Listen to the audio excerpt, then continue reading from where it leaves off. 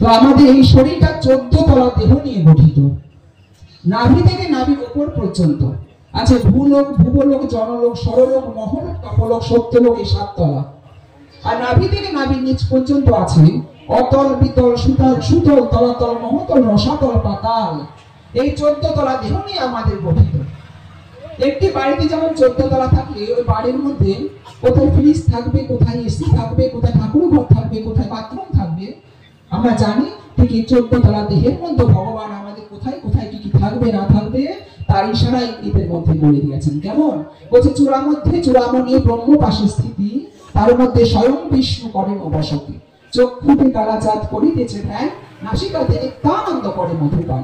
কর্ণেতে চৈতন্য গোসাই হয়ে সাবধান, মুখেতে ভদ্রাক্ষ বসে 32 যোগান। না জিহ্বাতে নারদ মুনি বাজায় কুন্দল, জিহ্বাতে নিচে বসে গয়া গঙ্গা জল।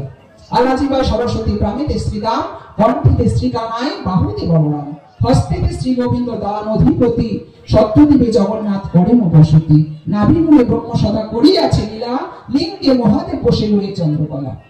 গুচ্ছদ্বারে বসে আছে নারুয়া গোপাল, কামিনীর সঙ্গে তার বড়ই রসাল।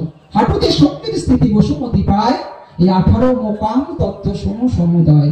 এই 18 মোকাম তত্ত্ব যে জন জানে, নরলোকে তুচ্ছ, তারে দেবলোকে তুচ্ছ।